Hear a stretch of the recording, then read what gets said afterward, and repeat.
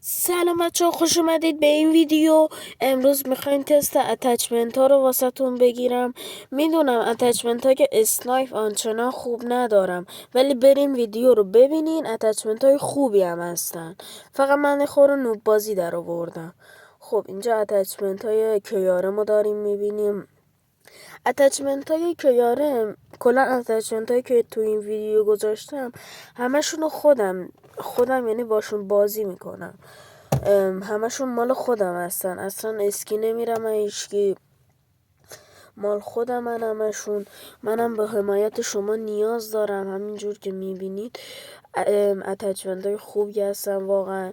بعضی از چیزا نمیدونم اسمشون چی بود، پایین صفحه پایین که یاره میبینین اونا واجب نیستن زیاد، ولی بذارین خیلی اتچمنت بهتری بهتون تحویل میده. از راه دور بهتر وان شات میکنه، نو اسکوپ با اسکوپ.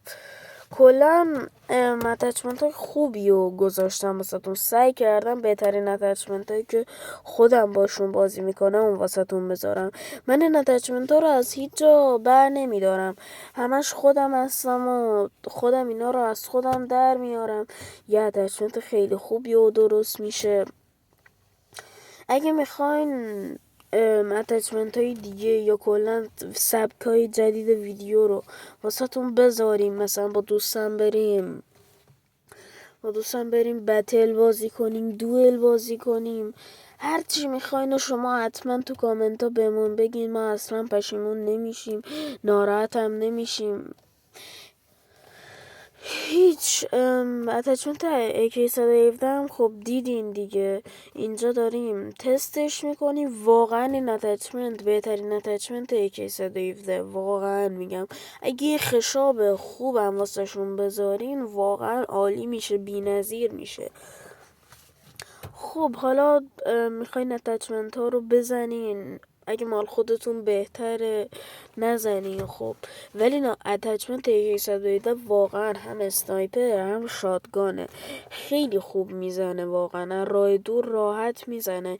اتچمنت اسنایپ هم واسه این وان شات نمیکنه، برای اینکه خشاب فلش بنگ واسهش گذاشتم. شما میتونید خشاب دیگه ای بذارین که راحت تر بتونین هم وانشات کنه هم بهتر میشه. کلا خشابشو من بد گذاشتم، ولی من با فلش بنگ معمولا میزنم. شما اگه ندارین یا نمیخواین فلش بنگ، یه چیز دیگه بذارین.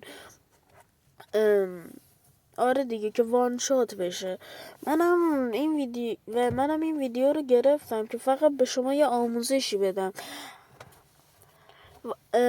اسنایپ من فسسکوپ خوب آنچنان نمیزنه، ولی LW3 هم اگه میخوایم واسه تون اتچمنتشو میذارم. من معمولا با LW3 میزنم، کلا هم وانشات میکنه هم خیلی سوزنی و دقیق و ریز میزنه، خیلی بهتره. ولی من فعلا نتونستم تو این ویدیو بذارمش، ببخشید واقعا. چنل دوستمم یا این چنلم اگه میخواین حتما ساب کنین، واقعا دوستم یا خودم به حمایت شما نیاز داره. البته ما یه دونه دیگه مونده تا بشیم 10 تایی، یا حتما ساب کنین اگه ما رو میبینین. خب دیگه، مرسی از اینکه این ویدیو دیدین. چنل دوستم فراموش نشه. بدرود.